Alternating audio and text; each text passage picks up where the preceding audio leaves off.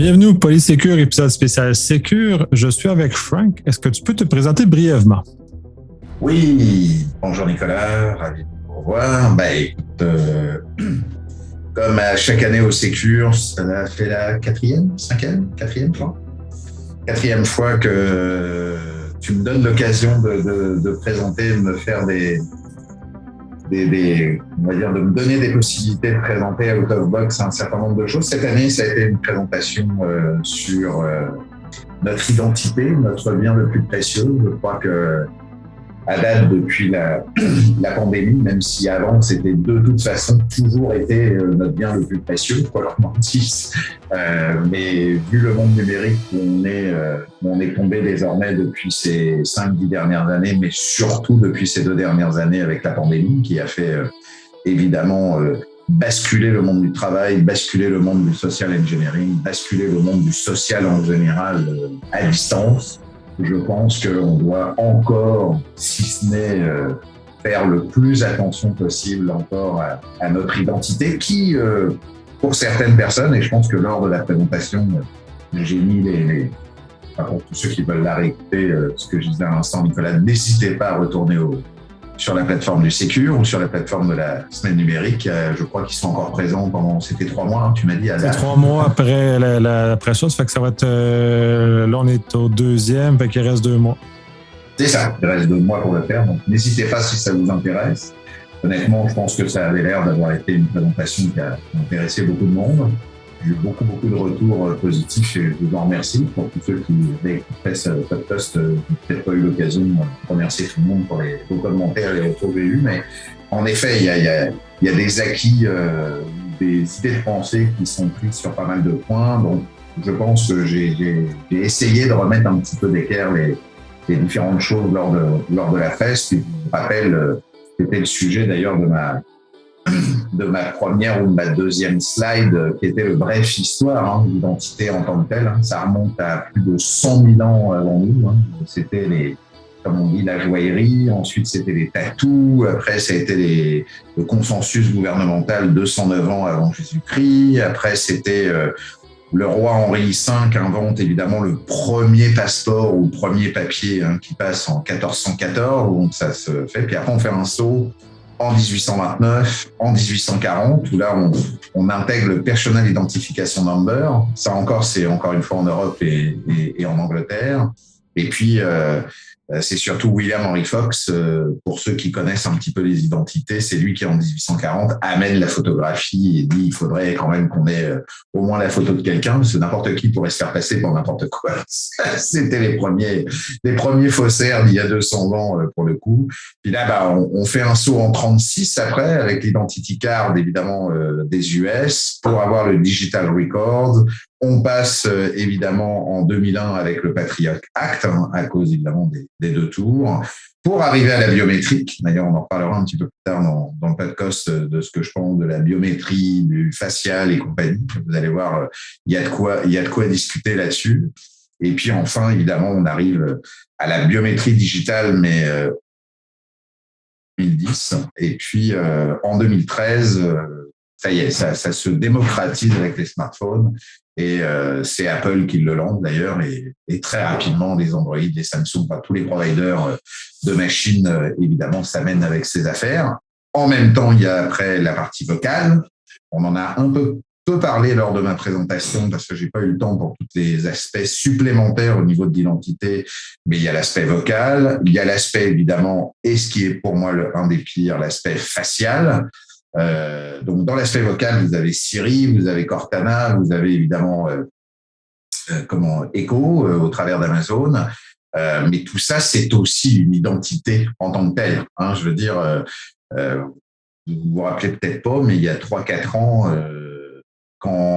d'ailleurs, il y a 3-4 ans, ça a été mis un peu en exergue, mais ça fait depuis 2013, comme on dit, où Apple a démarré, mais 2 ans après que 2013 Apple démarre, on apprend via les Wikileaks et surtout via Snowden que Apple travaillait avec la NSA pour que les digitales qui se baladaient à droite à gauche comme par hasard, tiens, on disait après qu'on mettait ton pouce sur un iPhone, tu donnais ton pouce au gouvernement américain. Bah, c'est ça. C'est encore une fois, comme dans toutes mes autres présentations que j'ai faites au travers de Polysecure ou surtout du Secure, c'est contre quoi vous vous battez. Si vous avez rien à craindre contre un État parce que vous n'avez rien à vous reprocher au travers de l'État en tant que tel, pas de problème, là, vous pouvez mettre vos doigts et à la limite, bon, après, c'est une boîte américaine et avec tout. Mais après, c'est un autre débat. C'est le débat de la vie privée, c'est le débat de l'animation, c'est le débat. Et ça, c'est encore une fois un autre débat que l'identité. Les gens le confondent un peu et on met tout ça dans la même valise. Et ça, c'est malheureusement dommage parce que c'est pas la même valise. Mais c'est ça qui est important. C'est justement qu'est-ce qu'on fait. Pareil quand vous faites maintenant avec évidemment les reconnaissances faciales. Et je vous rappelle qu'au-delà des reconnaissances comme Windows Hello ou comme évidemment les reconnaissances faciales qui vont avec un des sites qui est le plus connu en ce moment, ou en tout cas celui qui a le vent en poupe au niveau de la technologie qui est utilisée, qui est Ofindo. Ofindo est la société mondiale qui permet à des entreprises de balancer ou en tout cas d'avoir de la reconnaissance faciale dans leur système. Encore une fois, si vous regardez mon autre présentation de Splinternet, j'explique ô combien que tout appartient aux ricains.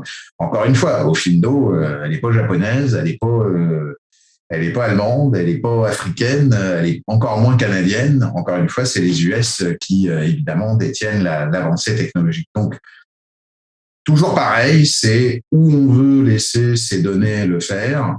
Un truc tout bête qui me fait râler, tiens, j'en profite pour juste cette introduction un peu grande d'ailleurs, mais Nicolas a l'habitude.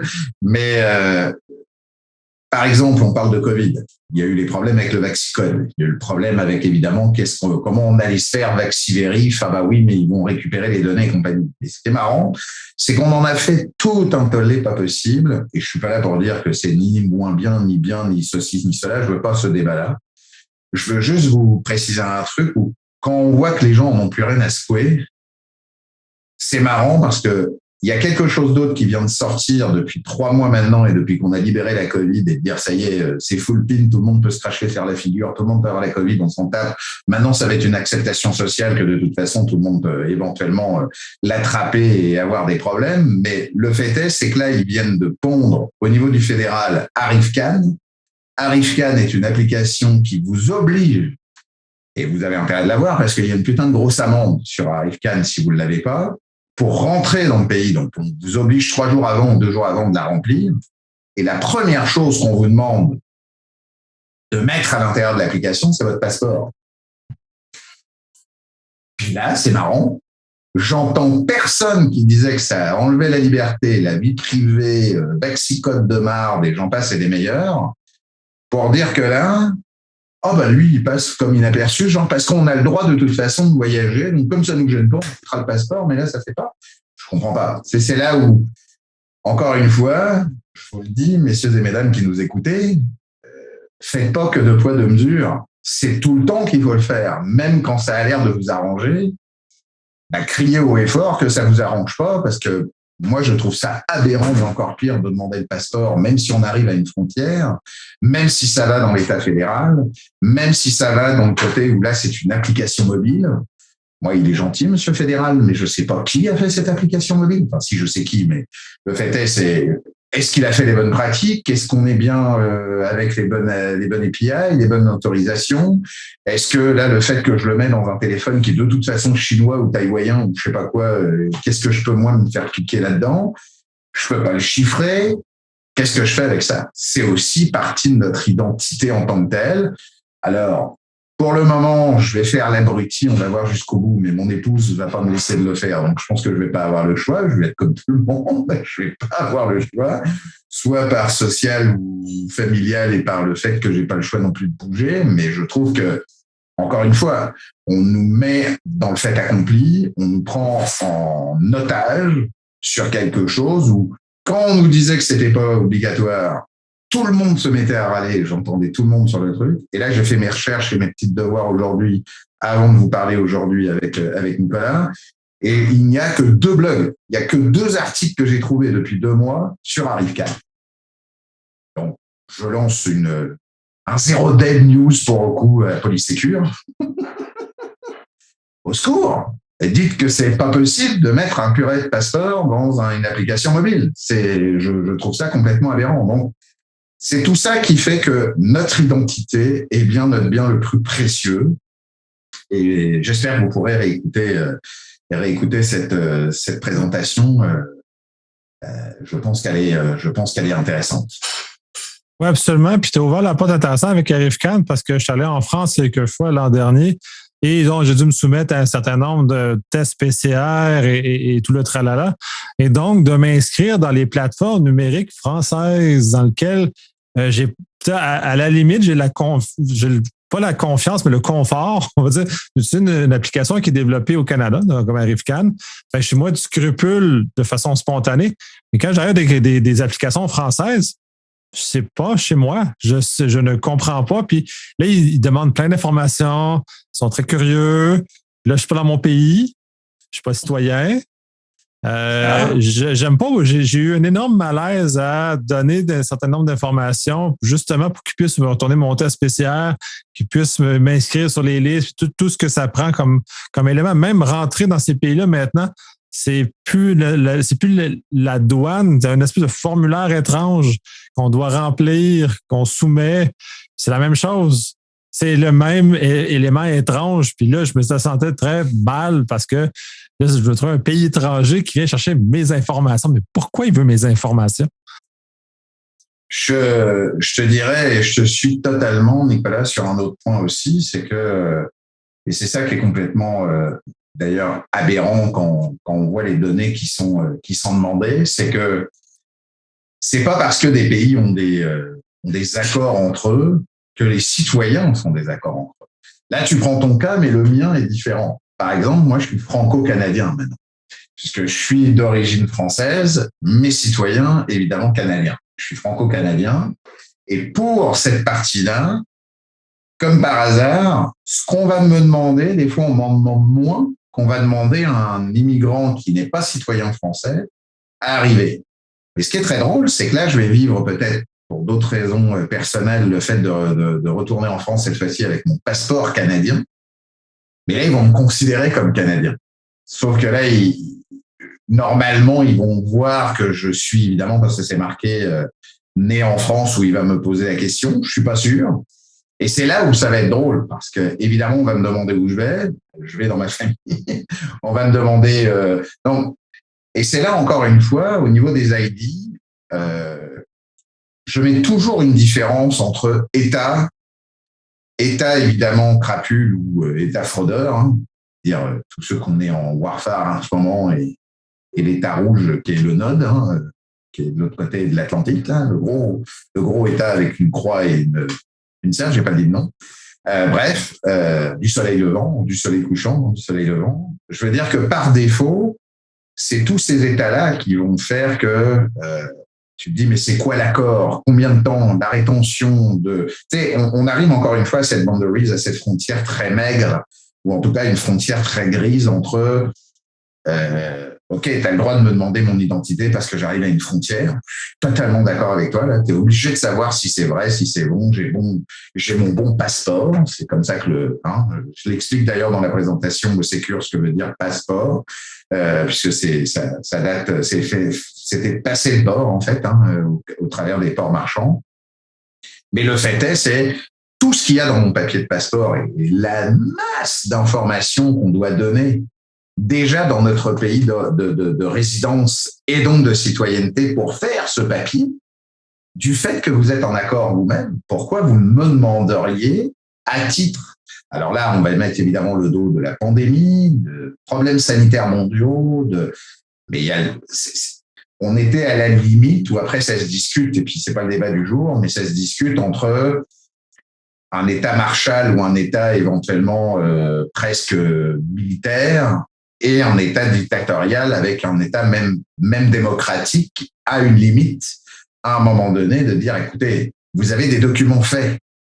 Je vois pas en quoi je devrais donner en plus d'autres documents pour que vous puissiez les renforcer de nouveau ou me tracer de nouveau encore plus parce que vous avez déjà tout avec mon numéro de passeport. Vous pouvez me tracer de toute ma vie avec les passeports puisque ça suit. Et je vous rappelle que les passeports sont à Interpol.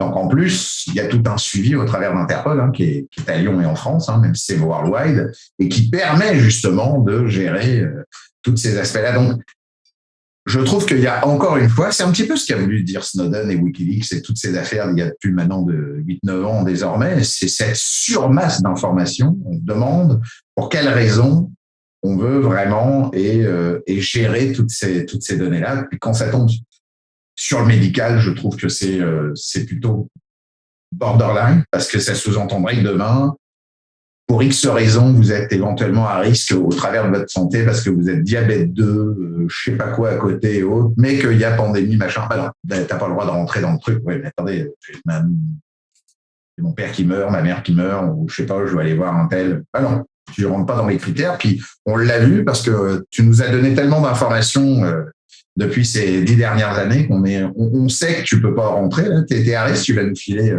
la ch'touille. Et pourtant, c'est un droit international et constitutionnel de voyager, puisque les passeports sont un droit constitutionnel. Au Canada, je crois que c'est le 2e ou la 3e. Et puis, en France, c'est pareil. Donc, bref, il y a encore des demi-mesures là-dessus, mais c'est ça qui est, je trouve ça dommage, mais tu as raison. Effectivement. Et puis, alors, c'est marrant parce qu'ils te demandent tout ça, puis du jour au lendemain, ils te demandent plus rien. Ou du jour au lendemain, ils te demandent un truc, mais tu as le droit de voyager. Mais là, tu n'as plus personne qui râle parce qu'ils ont le droit de bouger partout. Puis là, tu en arrives Cannes où là, on te dit, au fait, by the way, vous avez le droit de bouger partout, mais c'est quand même votre passeport que vous devez donner.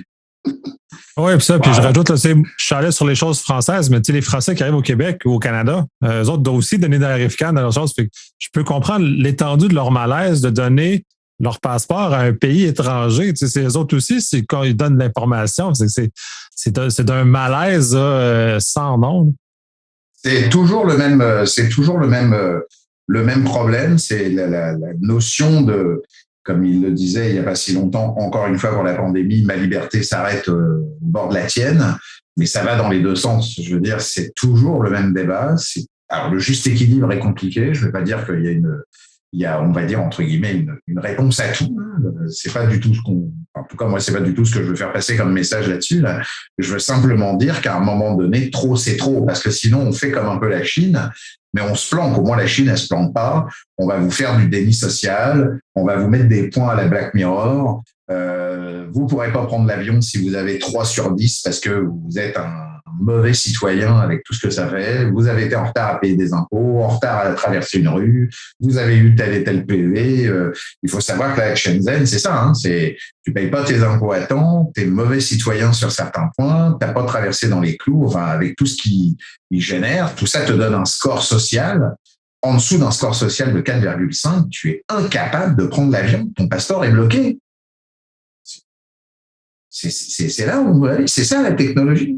Moi, j'ai pas fait de l'informatique depuis 35 ans pour en arriver là. C'est clair. Enfin, je vous le dis tout net. Je préfère revenir à l'âge de pierre. Et pourtant, j'adore mes claviers. Tout le monde, ceux qui me connaissent, savent que je vis avec tout l'électronique du monde autour de moi. Et là, si c'est ce genre de choses qu'on va laisser à nos gamins, c'est ça qu'il va falloir. C'est pour ça qu'il faut des hackers aujourd'hui. Pourquoi il faut notre communauté? Pourquoi il faut faire? Il faut protéger dans la bonne discussion, dans la constructivité, dans la laïcité. Je veux encore pas une fois rentrer dans des débats politiques et compagnie, mais dans la démocratie au mieux, de dire wow, ne dépassons pas le cadre et n'allons pas dans l'extrême débilité de faire que regardez cette technologie, comment elle nous a apporté. Elle a sauvé la planète au travers des deux ans de pandémie. Quoi qu'on en dise, le boulot tertiaire ne s'est pas arrêté, les entreprises ne s'est pas arrêté, les supply chains ont réussi à continuer sur un certain nombre de points. Oui, il faut des bras, il faut des choses après coup, mais je veux dire, c'est d'autres aspects de notre vie qui a bougé. Le tourisme, le cinéma, les machins. OK, tout cet aspect aussi de nourriture, le côté de service à la clientèle en tant que tel. Il faut se couper les cheveux, il faut quand même pas toujours trouver un coiffeur, croque-mort, il faudra toujours en avoir un. Enfin bref, il y a quand même un maximum de choses au niveau médical qu'il faudra. Il y a certains pans qui ont été touchés, mais tout le reste, tout l'aspect service et pas qu'informatique, c'est grâce à l'informatique que ça soit fait. Et c'est là où on se dit que ça a permis justement de faire quelque chose de bien. Donc, ne le retournons pas à faire qu'en plus, maintenant, ce service étant de faire quelque chose, ça met évidemment cet aspect de dire on va faire Big Brother. Alors, Ça, je sais que je vais me faire râler sur le fait que je le dis. Je veux pas encore relancer. Je dis ça depuis tout à l'heure, mais ça fait 4 fois que je le dis. Mais la notion de, comme on dit, des armes à feu ou des trucs, c'est pas une arme qui tue une arme. Hein. C'est un homme qui fait. C'est la même chose pour la technologie. Si on a décidé que cette technologie devait être mal utilisée, c'est comme une voiture. Vous roulez à 200 km/h, c'est pas la voiture qui roule à 200 km/h toute seule. Hein. Elle a son accélérateur qui est appuyé derrière. Donc, c'est tout ça qu'il faut comprendre, que c'est à nous, en tant que, on veut faire du Web 3. C'est là-dessus que je vais basculer sur ce que m'a demandé Nicolas pour la suite de ma presse. On veut faire du Web 3, le Web 3 décentralisé. On veut ce Web 3 décentralisé. Si on veut se décentraliser, il faut d'abord se responsabiliser. Et j'ai l'impression que ce point-là est compliqué parce qu'après, il faut faire pas l'unanimité, mais une sorte de consensus. C'est l'état d'esprit même des smart contracts dans la blockchain pour faire du consensus sans faire du proof of stake, comme ils disent. C'est exactement ça. Mais il faudrait que les gens le fassent déjà par eux-mêmes et qu'à partir de là, ça puisse faire. Et tout ça amène à l'identité numérique. Je rappelle encore une fois, je me permets de sauter cette fois-ci au niveau de l'identité numérique. N'oubliez pas que votre identité numérique, c'est pas login mot de passe, c'est pas votre mail, c'est pas, comme je l'ai précisé, c'est tout un faisceau de choses que vous faites au travers de votre ère numérique, donc de votre scope numérique, on va l'appeler comme ça, ou de votre mouvement numérique. Et puis, c'est les expressions, c'est-à-dire ce que je dis. C'est les publications, c'est ce que vous partagez. Là, Dieu sait que on en a fait déjà des choses et il y en a eu des explications sur arrêter de mettre votre vie au travers de la planète, au travers Flickr, Radioblog, YouTube, bref, et j'en passe, c'est des meilleurs. Donc, c'est ce que je partage, c'est la profession. Qu'est-ce que je fais? Évidemment, plus vous allez partager ce que vous faites, automatiquement, que ça soit sur LinkedIn, sur Monster, sur les jobs illico, les Webfit, peu importe, les avis, ce que vous appréciez, tout ça est récupéré comme un système d'identité. Vos coordonnées, évidemment. Donc, souvent, beaucoup de monde, des fois, veulent évidemment savoir qu'on puisse les contacter. Donc, souvent, c'est soit des sites, soit des trucs de CV, soit des pings de base. La réputation, ce qu'on dit sur moi, parce que ça, c'est la pire de celle qu'on veut évidemment gérer. Les hobbies, n'oubliez pas non plus les certificats qui attestent votre identité. Tout ça vous donne aussi un aspect. Ah, je suis sur Keybase. Ah, je suis sur Tote. Tiens, j'ai un accès XY à tel endroit. Bon, j'ai une clé PGP.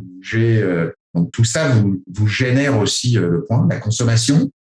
Puis ça, c'est plutôt les grosses boîtes qui peuvent savoir. Hein. Amazon n'est pas idiot faites des trucs qui vous intéressent pas sur Amazon. Vous allez voir la blague, petite astuce de l'utiliser pour soi. Quand vous voulez éventuellement acheter quelque chose, mais que le prix vous concerne pas, vous y allez, puis vous la mettez dans votre liste de préférences. Puis vous dites, oh, je la verrai après. Vous allez voir Amazon une semaine plus tard. Hey, il y a baisse de prix, t'as 25% de moins. C'est comme ça qu'on peut les utiliser à notre bout, mais bon, en tout cas, c'est le but. Les connaissances, ce que je sais, les avatars, ça aussi, des fois, on se dit, je peux pas être reconnu parce que de toute façon, j'ai pas ma face. Oui, mais on te connaît dans World of Warcraft, on te connaît dans Gravatar, on te connaît dans, si je prends Polysecure, parce que là, je prends Polysecure, c'est les 3 têtes, c'est un logo en plus spécifique pour Nicolas.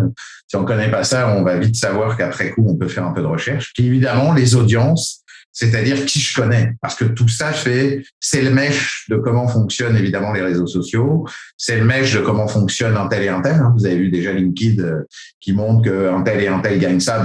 Pour lui, il a l'air d'avoir les mêmes attraits, les mêmes groupes, les mêmes machins, les mêmes ceci. Même eux le font. Ils utilisent de cette manière-là. Donc, c'est toute cette cartographie qui redevient votre identité numérique.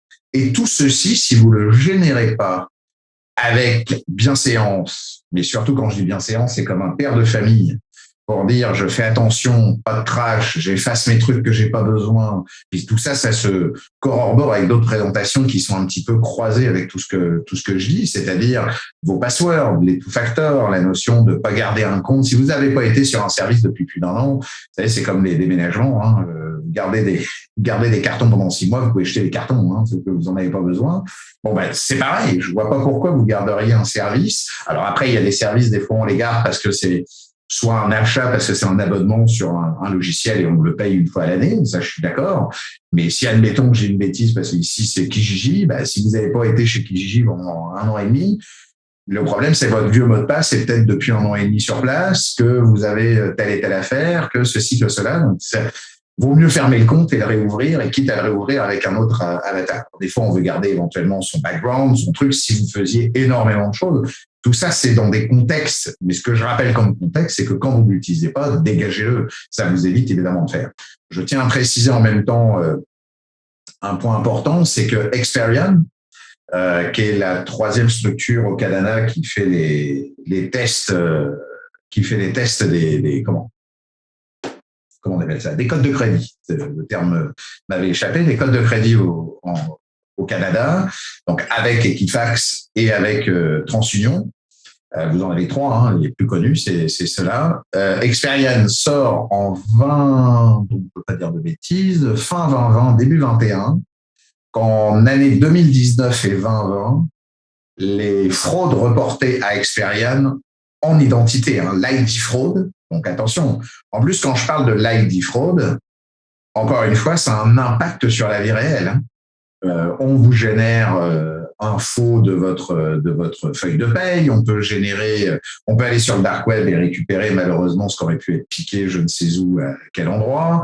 On peut aller créer avec, en plus, si on connaît le nom de jeune fille de votre mère et votre date de naissance, on va chez Crédit Karma ou chez Borrowen et on a votre code de crédit autochtone parce qu'il passe par Equifax derrière, mais il demande tellement peu de choses à pas connaître que si vous avez dit ma mère machin, ben on voit la mère, mais la maman elle a mis son nom de famille sur Facebook et compagnie, on peut récupérer les infos.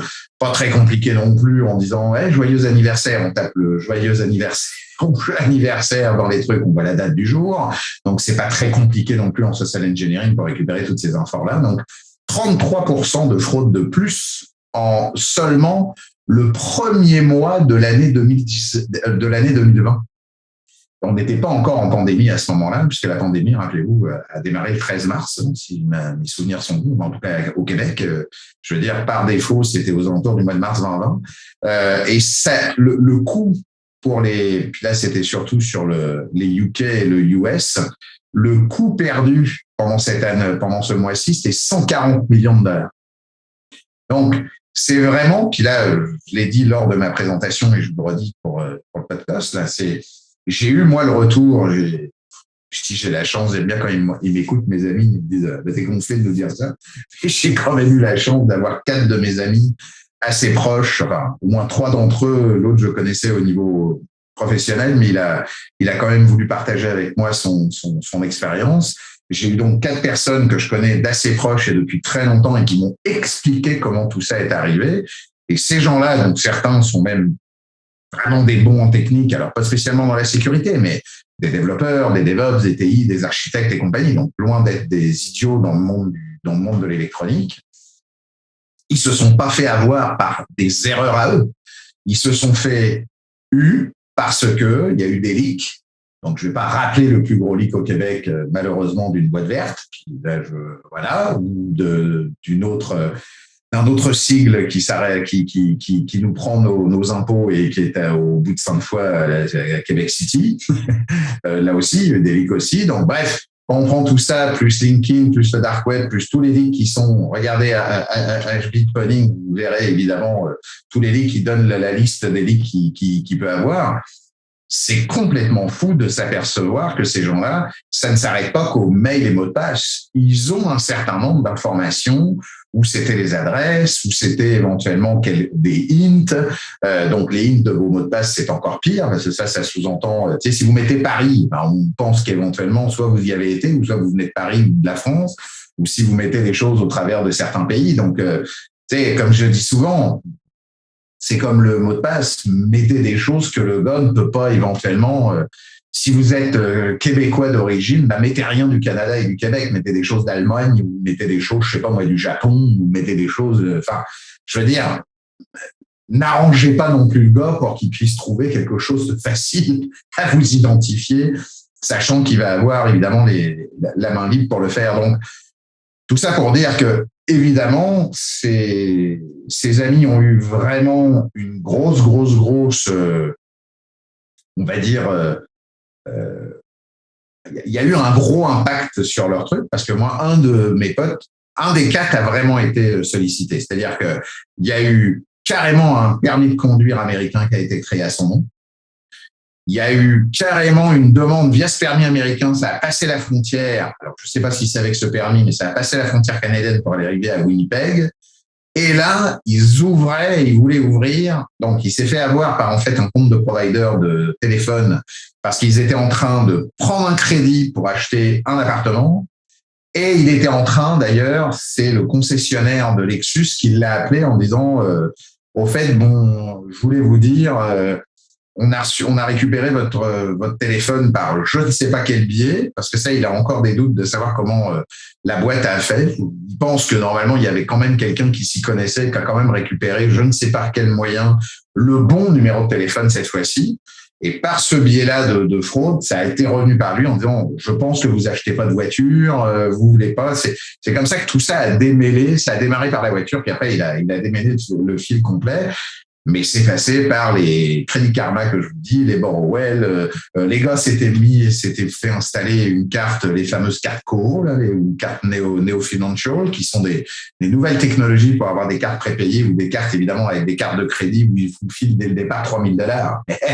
Dès le départ $3 000 pour certains, ça y est, ils font ça même 10 fois dans la journée et c'est 30 000. Hein, je suis désolé, mais il doit y avoir évidemment dans les différents supply chains des choses. Il faut faire très attention à tout ça, mais le temps que ça sache, le temps que ça puisse se faire, c'est tout cet aspect-là qui est compliqué et que votre ID par défaut doit être vérifié. Donc, si vous avez été touché par cette fameuse boîte verte, moi j'espère que vous êtes abonné à Equifax pendant les 5 ans. Si c'est pas le cas, faites-le.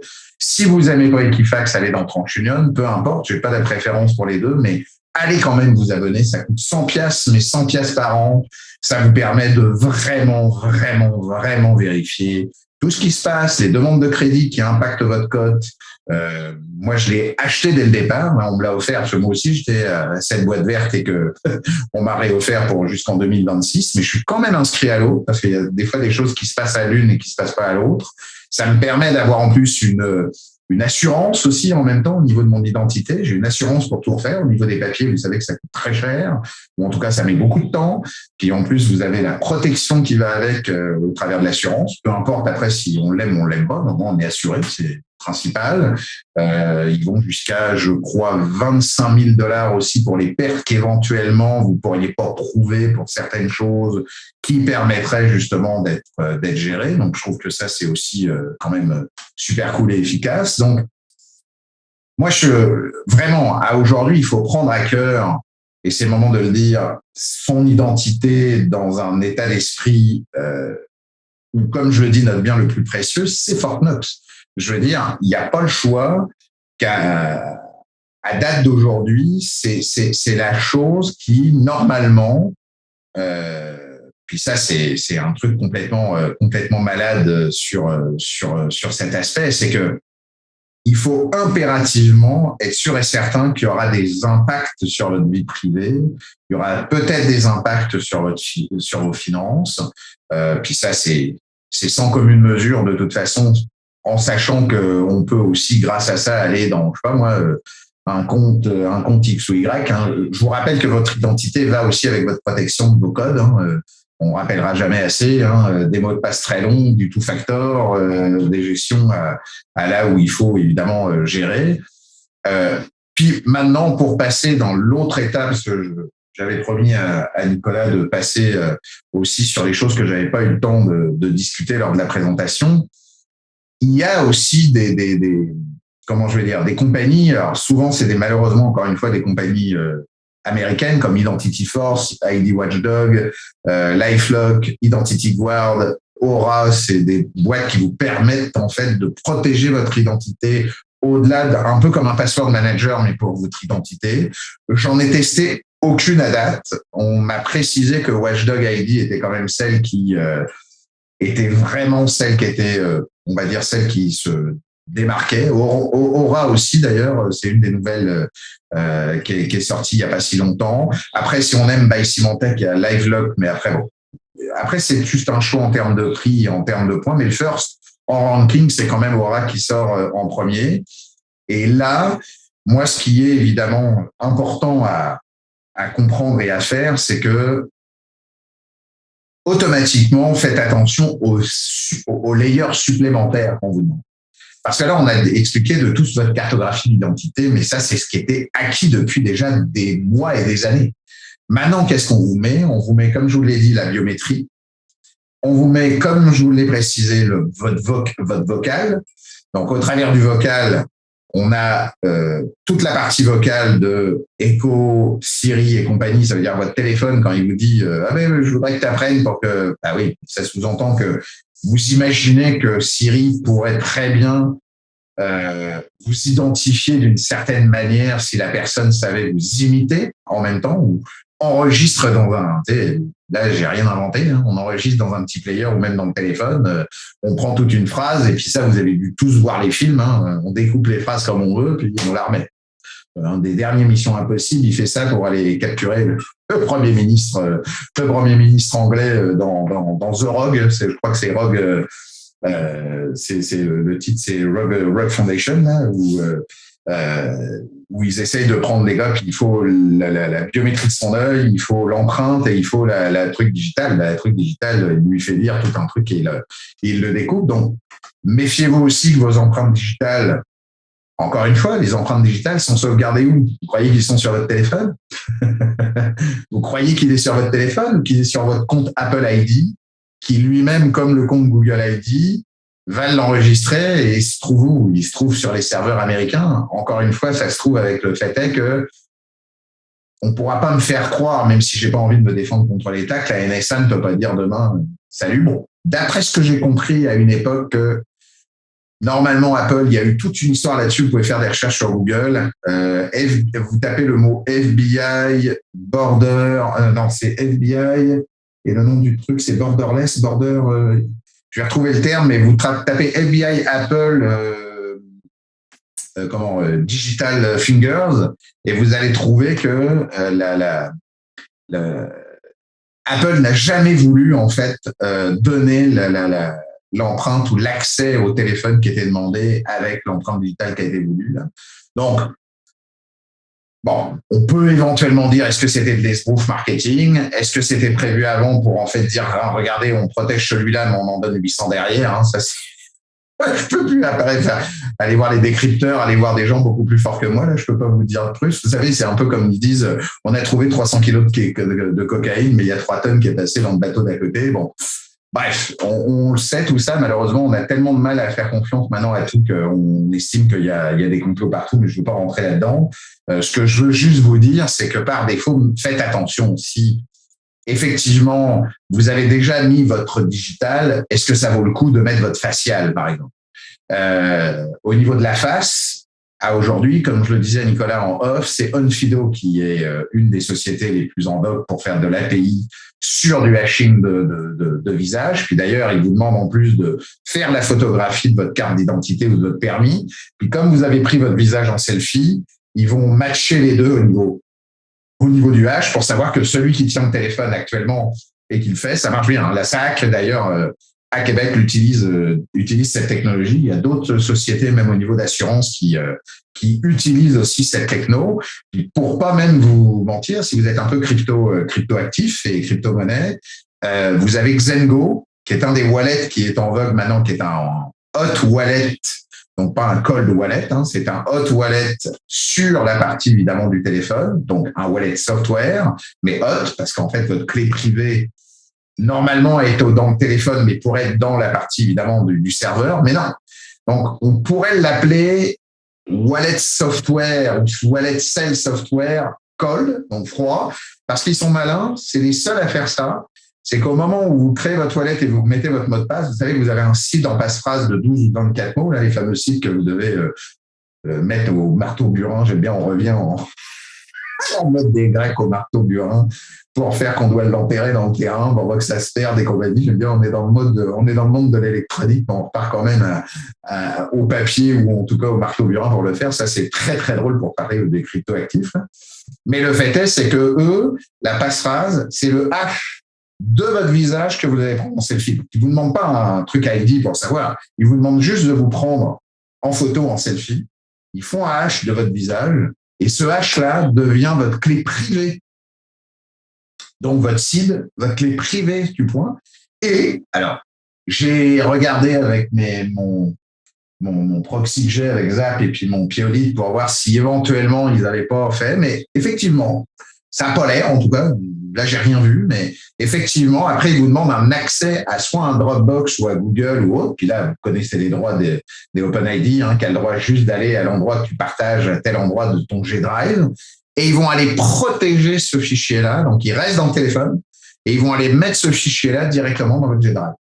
Pour comme ça, si vous perdez votre téléphone, si vous avez évidemment pas accès à votre téléphone ou si vous crachez l'application, enfin peu importe, vous repartez avec votre toilette et votre Zengo, vous dites coucou, lui il va vous dire ok, mais moi il faut ma passe-phrase. Donc d'abord il va dire est-ce que vous en aviez déjà une? Oui, ok, faut que j'ai quand même après accès à votre Google. Oui, il y va, il retrouvera ce fichier qu'il a sauvegardé et là à partir de là, quand vous allez vous reprendre en photo, en toute logique, si vous n'avez pas vraiment beaucoup changé, maquillé, ils vous interdisent d'ailleurs de mettre des lunettes, en l'occurrence. Là, c'est vous, si vous voulez récupérer vos sous, vous avez plutôt intérêt d'avoir la même face, pour le coup. Alors, c'est sûr que ça pose la question, encore une fois, j'ai un accident, j'ai un retour facial, j'ai été brûlé, j'ai des soucis. C'est là aussi où tout ce genre de choses peuvent... Tu sais, on prend acquis que ma face, je vais l'avoir, mais ma face, elle va vieillir. Tu sais, est-ce que les rides vont être pareilles? Est-ce que si ça s'affaisse? Est-ce que si j'ai un problème... Alors, tiens, je viens de me prendre un coup dans l'œil, j'ai l'œil au bord noir, j'ai l'œil comme ça. Si je me prends ma photo, je peux plus jamais repartir sur mon wallet. Non, mais... ça a l'air d'être con. C'est des petites choses comme ça qui, au fur et à mesure, on s'aperçoit que la notion de l'électronique et de l'identité essaye d'aller toujours plus loin, mais on a encore une fois dans la vraie vie des réticences avec évidemment tous ces aspects. Donc, c'est pour cette raison que attention à la notion biométrique. Puis en même temps, Onfido est quand même une société qui, je vous l'accorde, en termes de fraude, et la team, comme ils le disent, la fraude au travers de Onfido qui vérifie des millions d'identités par année. Leur expert, au niveau des remote identités, précise que sur 1500 clients, ils ont détecté pour 4600 documents dans 195 pays différents. Je ne sais pas si vous imaginez, quoi qu'on en dise, sur 1500 clients, ça fait 4600. Bon, après, il faudra faire un ratio de 3, mais par, évidemment, tout cet aspect-là, c'est là où on se dit qu'à aujourd'hui, il faut faire quand même attention, évidemment, à ces datas. Encore une fois, de savoir où c'est sauvegardé, de quelle manière et pour quelles raisons. Et puis, un autre débat aussi important, c'est que l'ID fraud est en increase entre, évidemment, 2018, 2019, comme je vous l'ai dit, et 2021, puisque en 2018-2019, on était à 3,1. En 2020-2021, on est arrivé à 7,3. 7,3. Je ne sais pas si vous imaginez à faire que ça commence évidemment à prendre tout cet aspect évidemment à gérer. Donc, la Covid a évidemment drivé cette ID fraud de plus parce qu'évidemment, il y a eu quoi? Pour le Canada, il y a eu les droits d'accès évidemment aux fameux sous du gouvernement. Dès que les gouvernements font des trucs de sous, là c'est mort. La fraude démarre directement sur tout ce qu'il en est. Donc là, le truc qui est très drôle, c'est que là sous les yeux, j'ai un graphique qui me montre comment la fraude a été estimée, par exemple overtime entre la partie de l'Europe et de United Kingdom. Oui, c'était vraiment les deux seuls au niveau de l'Europe. On est passé de 2,50%. Ça a monté en août 2020 à pas loin pour les US, mais surtout pour le total de fraude, ça a frôlé les 10%. Donc, ça prouve que dès qu'on a une aide, dès qu'il y a une volonté de gagner de l'argent facilement, dès qu'on peut avoir le fameux, je sais plus combien, là, c'était 400 piastres ou je sais plus combien de piastres par mois, dès qu'on pouvait aller, et puis en plus, les tests n'étaient pas vraiment très, très, là, je félicite pas d'ailleurs la partie fédérale à ce moment-là, pour le coup, mais que ça soit au Canada ou ailleurs, je veux dire, dès qu'il y a une notion de pouvoir garder de l'argent par rapport à des gens, on va essayer de se faire passer pour ces gens-là pour évidemment récupérer. Puis c'est le financial service qui évidemment est celui, là le nombre de reports sur les suspect ports en vertical, c'est l'équivalent de 30 millions de number de reports sur 2 ans à cause de la Covid, sur tous les pays que je viens de vous dire.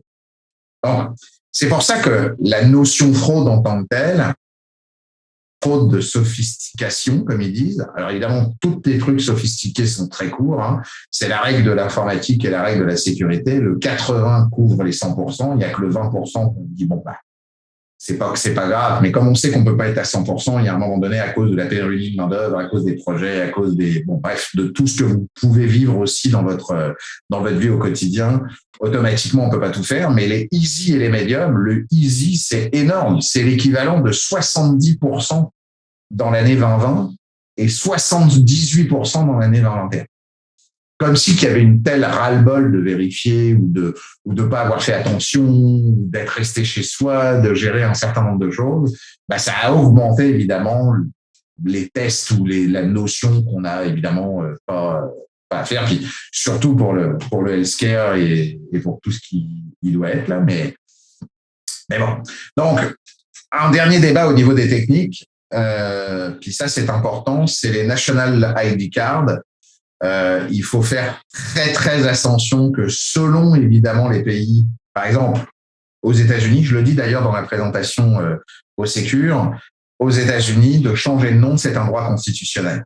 S'ils ont la preuve et la possibilité de les changer sur cinq groupes, c'est-à-dire le permis, assurance sociale, impôt et je sais plus quoi, à partir de là, ils peuvent changer de nom. Donc, vous imaginez, dans la truc des subprimes, quand ça s'est passé en 2008, il y a Batman et Robin qui a acheté l'Empire State Building. C'est pour vous donner le coup que c'est de la blague, mais ça marche encore. Hein. Avec Obama, vous pouvez faire des recherches sur Google, vous allez voir, il y a des mecs qui ont fait Batman et Robin pour acheter évidemment l'Empire State. Bon, ça s'est pas fait, mais ils peuvent changer de nom. Donc, quelqu'un qui s'appelle Tim Smith peut s'appeler John Doe et tous les noms qu'on a dit, ou Jessica Marant, là, ou peu importe. Donc, faites attention, évidemment, que tout ça est facile à évidemment modifier. Puis si on peut changer d'identité, vous imaginez bien que si on peut changer de nom, c'est bien plus facile évidemment d'aller piquer des identités à d'autres et ainsi de suite et ainsi de suite.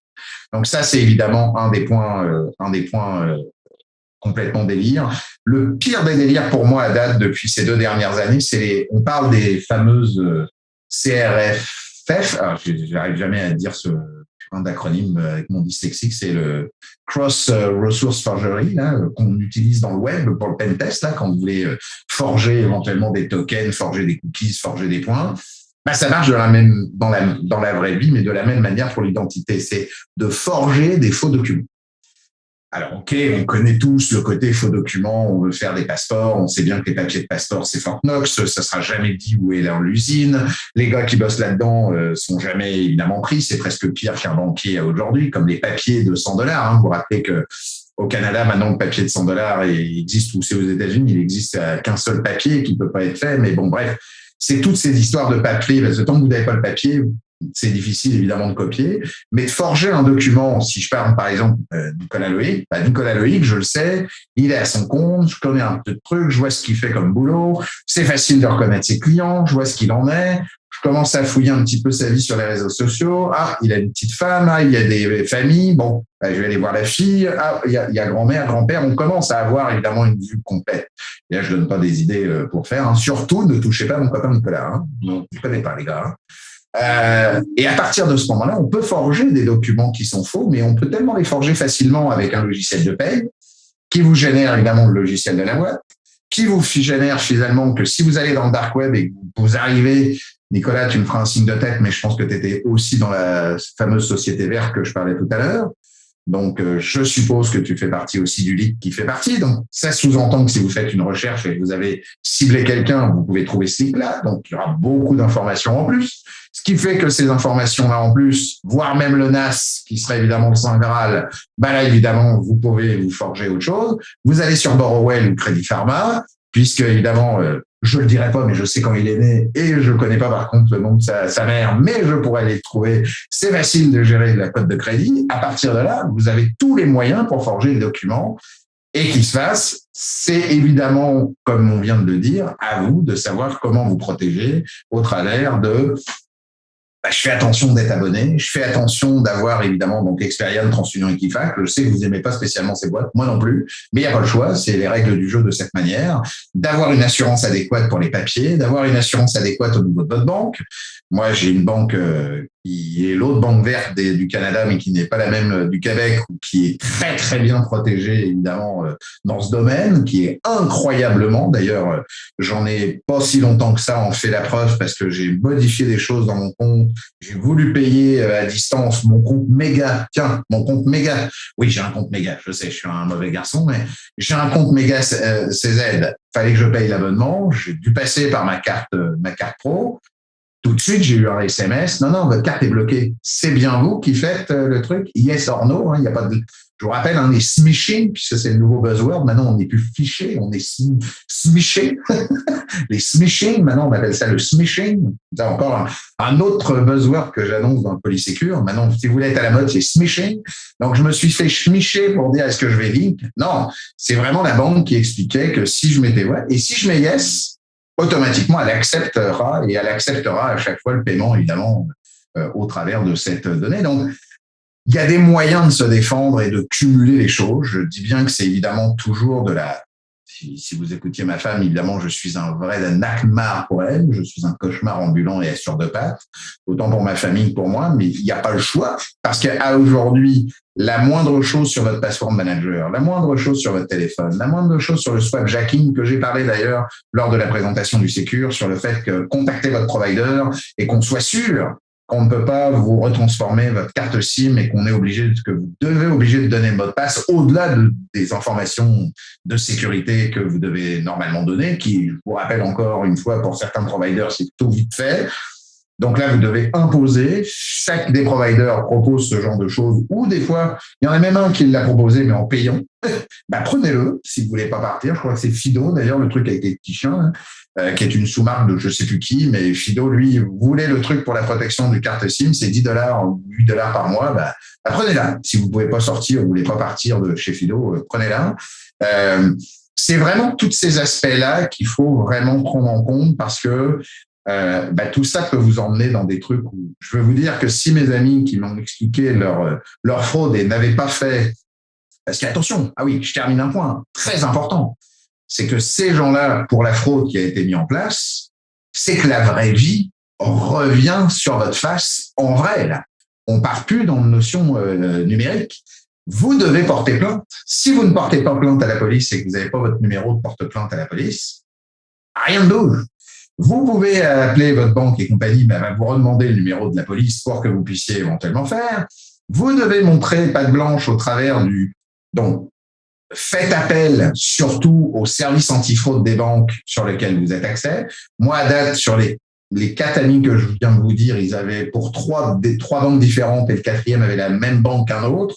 À chaque fois qu'ils sont tombés sur le service antifraude, honnêtement, il y en a un d'ailleurs qui était toujours à cette fameuse banque verte dont le leak était fait. Il paraît que c'est eux qui ont tout géré de A à Z, qui ont essayé vraiment de faire. Ça a quand même été bien été au travers des papiers. Parce qu'encore une fois, il y a des papiers à remplir, il y a des trucs de coupons, puis comme diraient les humoristes, nous on en avait en France qui s'appelait Coluche et qui disait mettez le petit papier dans la pochette verte dans la pochette grise, surtout passez-la dans la pochette bleue, puis si vous avez plus le choix, si vous la perdez trop tard, vous devrez recommencer. Enfin bref, vous perdez 3 semaines d'explication.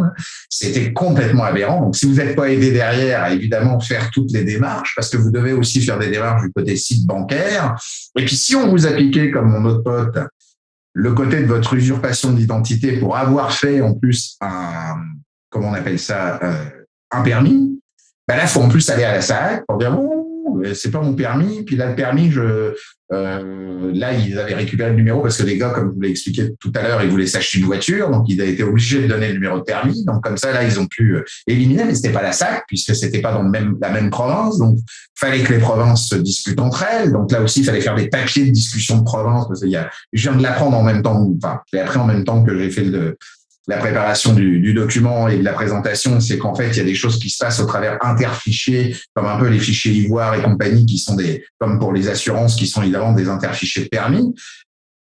Je veux dire, quand ça vous tombe comme ça sur le truc, puis que vous avez tout votre boulot qui est quand même là, vous avez votre vie de famille, vous avez votre truc fait, je peux vous dire que ça vous fait une petite douche froide pendant les jours qui viennent, là, parce qu'il y a quand même beaucoup de choses. Puis, juste pour finir, c'est simple, le moins pire des 4, ça a duré 2 mois. Et pour un de mes potes, ça fait 9 mois qu'il est dessus. Donc, le pire, c'est que quand vous êtes chopé, je peux vous assurer que c'est pas pour finir dans 2 semaines. C'est ça le problème. Puis vous vivez pas spécialement, même si ces gars-là sont quand même, enfin, il y en a 2 d'entre eux qui, celui où ça a duré longtemps, est quand même un gars calme. Il savait qu'il avait pas fait le machin, qu'il sait gérer son système et compagnie. Quand il me l'a raconté, j'ai su qu'il avait une crotte sur le cœur parce que là, ça faisait plus de 6 mois, là. C'était plus drôle. Là, ça commençait à devenir pesant, à toujours expliquer la même histoire, à toujours faire les mêmes choses et compagnie. Donc, faites attention à bien vous protéger là-dessus.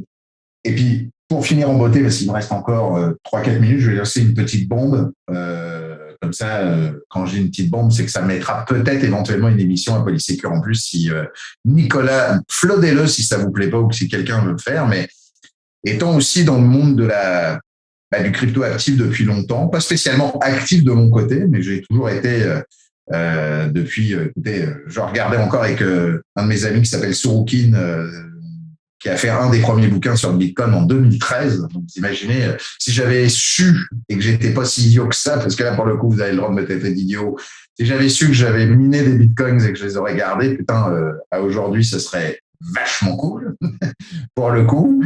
Mais là, c'était pas le cas. Mais en tout cas, pour la blockchain ou pour les histoires de blockchain, là, vous avez dû entendre évidemment parler de toute l'aspect, on va dire, de l'identité au travers de la blockchain. Hein, on parle maintenant que ça va être peut-être le côté des smart contracts, les notions de blockchain et compagnie.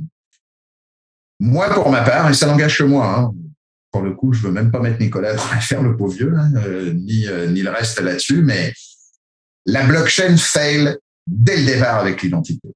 Pourquoi? Elle ne fail pas sur le fait de la technologie. Elle ne fail pas sur le fait que c'est pas possible à faire. Je vous rappelle que d'ailleurs, si vous connaissez ce monde de crypto-monnaie, si vous connaissez ce monde de crypto-actifs au sens large, NFT inclus et Metaverse, mais en même temps le côté des technologies de blockchain, hein, vous avez plusieurs crypto ou plusieurs tokens ou plusieurs systèmes comme les POS, les PO, donc les Proof of Stake, les Proof of Work, les consensus et j'en passe des meilleurs. Puis après, toutes les blockchains qui existent. La blockchain Bitcoin, la blockchain Ethereum, la blockchain ERC20, la blockchain évidemment Polygon, et ainsi de suite, Cosmos. Enfin, il y en a plein. Terra Luna, là, qui vient de se prendre une cassage de gueule. Il vient de perdre 97%. Mais c'est une catastrophe depuis les 2 jours. Si ça vous intéresse, c'est assez incroyable. Mais je veux dire que par défaut, au travers de tout ça, c'est toujours dédié. Vous avez toujours maintenant un crypto actif qui est lié. Je crois que c'est 17 000 monnaies existantes, mais il n'y a pas que 17 000 qui marchent. Hein. Il y en a quoi, peut-être une 50aine qui fonctionnent, mais c'est toujours dédié à une blockchain ou à une technologie connue qui, elle, va rendre un service ou va faire quelque chose du service. Alors, le service le plus logique, c'est le DeFi, hein, le décentralisé finance. L'accès aussi au Web3. Pourquoi je vous dis tout ça? C'est l'accès au Web3, c'est qu'ils veulent un web désormais décentralisé. C'est pour ça qu'on fait les échanges entre le CEX, hein, j'ai pas dit sexe, hein, pour pas être très péjoratif pour la Polysécure, je le dis quand même, les sex ou DEX. Donc, pour faire un coin exchange ou un centralisé exchange ou un décentralisé exchange.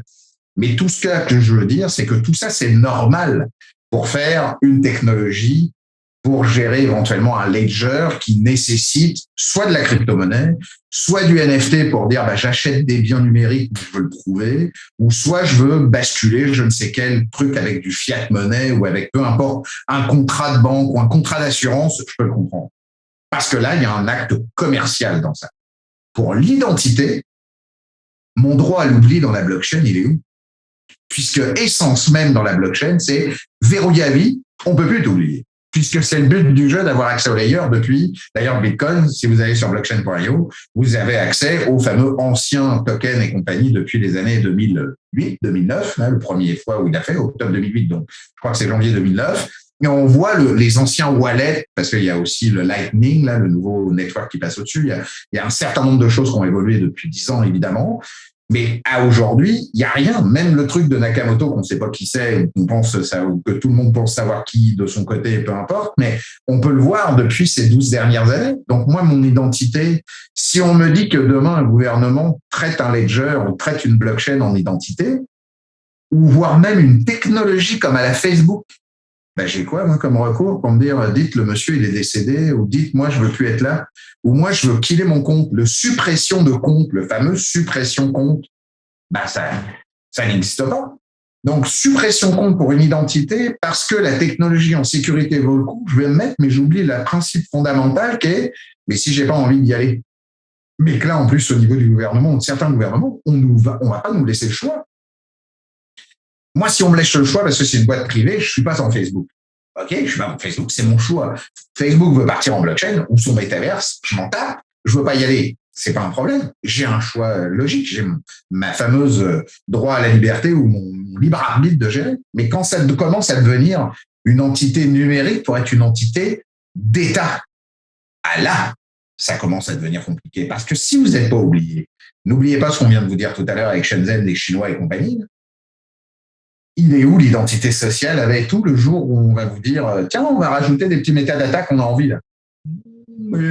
T'es LGB, je sais pas quoi, t'es malade de ça, t'es gros, t'es moche, t'es gris, t'es vert, t'es jaune, t'es bleu. Puis on va vouloir quand même te dire bah tiens, dans la blockchain, t'es arc-en-ciel. Bah toi, toutes les arc-en-ciel, vous n'avez pas le droit d'aller là. Voilà, c'est interdit. Ou t'as pas le droit à l'oubli. Non, non, non, non. Si on va là encore, là, déjà on détourne une technologie pour rien. On refait encore de la bêtise sur cette technologie, on ne comprend pas pourquoi elle a été faite. Parce que là, pour le coup, elle n'a pas été faite pour l'identité. On doit réfléchir dans une autre manière. Peut-être qu'il faudra réinventer autre chose qui s'appellera pas, ou qui peut s'appeler blockchain, mais pas blockchain tel qu'on l'entend. C'est-à-dire, ça peut pas virer d'un côté ou de l'autre et dire, bah, comme l'autre doit prouver l'autre, puis tout le monde a le truc en décentralisé, puis on arrête là, puis bah, on peut plus l'effacer puisque c'est ineffaçable. C'est le but du jeu. Bah, là, non. Donc, ça s'appelle plus comme ça. Donc, ça peut pas être blockchain. Je pense que je vais me faire maltraiter. C'est pas grave, j'assume ce que je viens de dire. Parce que pour ma part, faut prendre des risques. Oui, je suis habitué à prendre des risques, tu le sais, Nicolas, mais je pense que c'est totalement au vu de ce que moi, je peux traîner mes affaires au travers de ceux avec qui aussi j'ai pu travailler dans le monde de la blockchain et compagnie ou dans le monde de l'identité en tant que telle et raison. Le droit à l'oubli et le droit de la suppression du compte est un droit pour moi constitutionnel au monde numérique. Si on ne peut plus le faire ça, bah déjà, votre technologie est pas bonne. Elle n'est pas faite. C'est pas qu'elle est pas bonne. Attends, je rectifie. C'est pas qu'elle est pas bonne. Elle n'est pas faite pour ça. Il faudra inventer ou créer autre chose pour faire ce genre de choses. Donc, n'allez pas faire des buzzwords à croire que du fait qu'on va mettre une identité dans un truc blockchain va vous faire « Waouh, t'es trop de la balle !» Non, non, n'oubliez pas que tout ce que vous allez faire va être indélébile dans la vie. Oui, fait qu'on va terminer là-dessus. Je te remercie énormément pour ton temps. Je te remercie énormément pour ta générosité habituelle de nous partager tellement de choses qui sortent des normes parce que ça nous aide à nous faire à réfléchir et à aller plus loin. C'est ça l'essentiel. Écoute, merci de toujours tes invitations. Tu sais que je t'ai déjà dit oui pour 2023.